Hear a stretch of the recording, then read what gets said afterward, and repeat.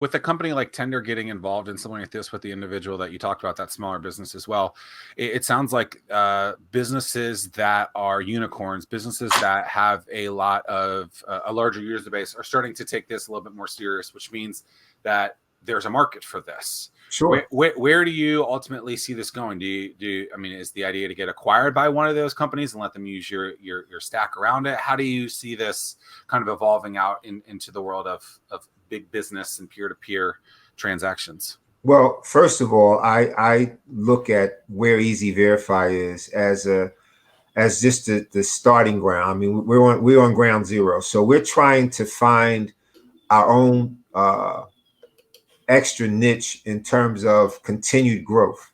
You know, in technology, everything evolves, and that's what I've learned from being in this for the last few years, is that having the right team and being able to put together, that have that foresight to be able to say to folks, look, we want something that's not only efficient, but something that's effective as well.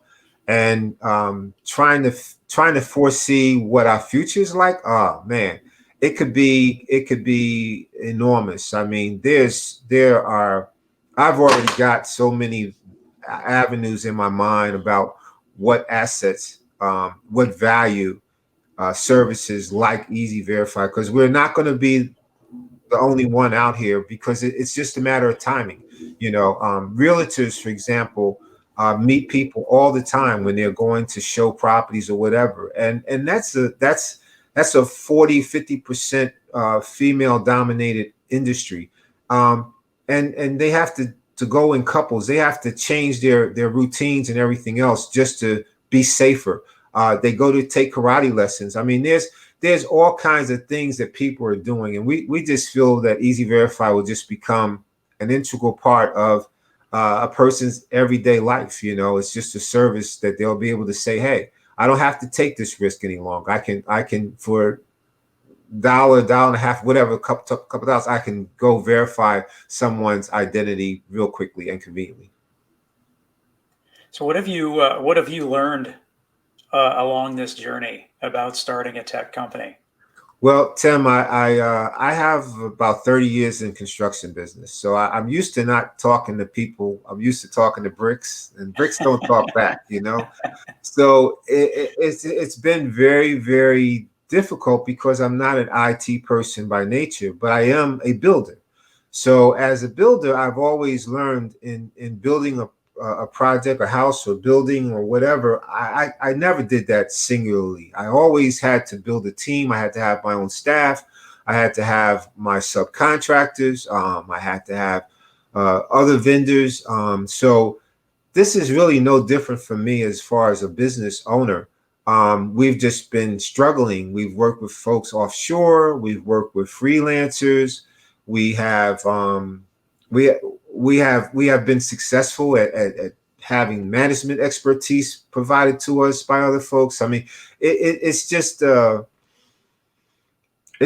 a real inspiring thing for me, because I like challenges, number one, but I also like being able to help others, and when as this project has evolved, it's just I've just every day I wake up and I'm surprised at something new that's being afforded me the opportunity to make this thing even better. So I don't know if I answered your question, but it's just, like I said, it's just been a real learning process for me.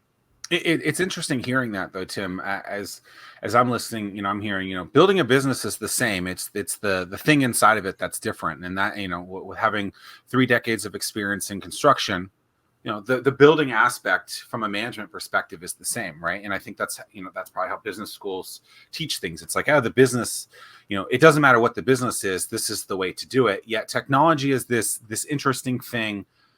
Mobile application verification kind of stuff, it's still pretty young. If we look back at, I don't know, 2004, somewhere in Boston, there was a guy named Zuckerberg building the internet, and now a lot of things are being built off of that, if you think about it. And so we're still not even at 2 decades of that. Technology has definitely grown. You hear Dennis talk about stuff like that.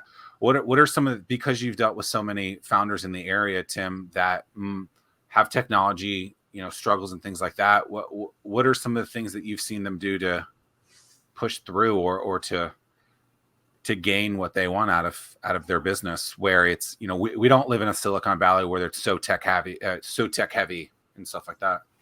Yeah, I mean, I think the big thing that people need to do is, it's great that someone like Dennis has embraced a technology-based business and not letting that be a barrier. But a big thing that people can do to help themselves out is to find that partner, find that champion, find that co-founder, whatever you want to call it, that has that technical background that you can lean into. And so Dennis has the project management building type of experience, and then he partners himself with someone that has the technology experience, and then you move forward and go that way. There's a lot of resources out there, but man, you can get in trouble if you suffer from mentor whiplash and you have all these people telling you different things to go to, or going to YouTube University to try to figure. There's just so many different points of view out there, but going out there and finding that person that you can trust. Well, I've been directly involved within our entrepreneurial community for years. And the most common question I get is, Tim, I want to get involved, but I don't know what events I should attend. Well, StartWheel eliminates that pain point because we consolidate all the events you should attend into a single calendar. Now you'll be in the know and see where to spend your time. Gone is the need to search multiple websites and calendars. Just head to startwheel.org and see for yourself. That's startwheel.org.